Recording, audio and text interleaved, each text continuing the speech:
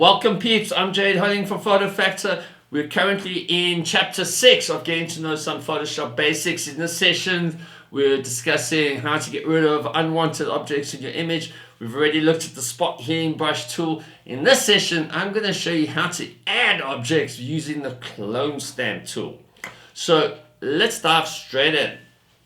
Okay, right, so we're using this image of the beautiful Tony, who's agreed to let us make use of this image for this tutorial. So what we're going to do here is replicate this R. I'm not sure why I would want to do this in the image, but just to illustrate how the clone stamp tool works. So now you're going to find this tool. If you head on over to the toolbar, it's this little icon over here. If you hover over it long enough, Photoshop's nice enough to tell you that you're on the correct tool. Notice the keyboard shortcut being an S. Right, so let's click on this tool, and what you do is you hover on over to the area that you want Photoshop to sample, in this case this letter R, and you hold the cursor over this area. If you hold down the Option key on a Mac or the Alt key on a Windows keyboard, notice how the cursor changes from a circular sort of brush cursor. If I hit the Alt key, Options on the Mac, if I hit that Alt key, it becomes, or Option on the Mac, it becomes that target cursor. And then I just click once with my mouse, let go, and head on over to the area where I want to now bring in this additional R. And if I click down on the mouse button, hold down the mouse button and just begin painting, notice there's two cursors, the area where I'm actually painting and the little cross cursor there to the left, bottom left, the area that I'm sampling.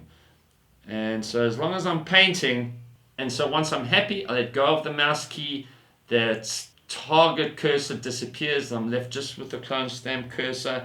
Notice that I have sampled areas outside of the R2, like this dark area here, some of the lightest areas here, which ain't so great.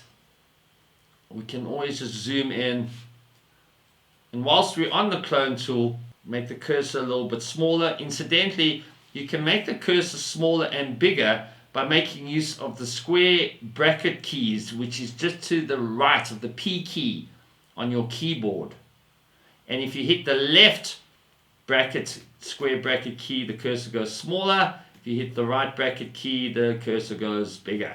So we want it nice and small. Click on the area holding down the Option key on the Mac, Alt on the Windows keyboard.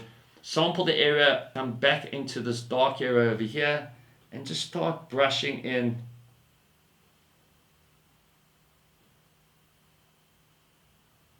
You see that? Tell me that is magic. Now, please note that there are other ways to do this.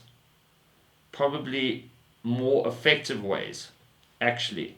But just for the sake of illustrating this tool, I'm going to show you this method. And there we have an additional R. Don't know why you'd want that, but I trust that you understand what it is I'm trying to illustrate.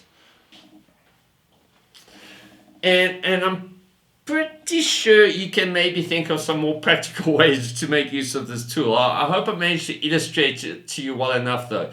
Imagine a field of flowers where there's only a couple of flowers and you want to add some more just by cloning and stamping them in. Or imagine you photographed a flock of birds and you want to add extra birds, or there's numerous ways one can apply this tool. Anyway, give it a bash. Let me know in the comments how it goes. If you got value of this video, do give us a thumbs up, hit the subscribe button, and I'll catch you at the final video of the session where I'm going to show you how to use the content aware fill function, where you can remove entire parts of the image and fill it right back in again. It's just magic.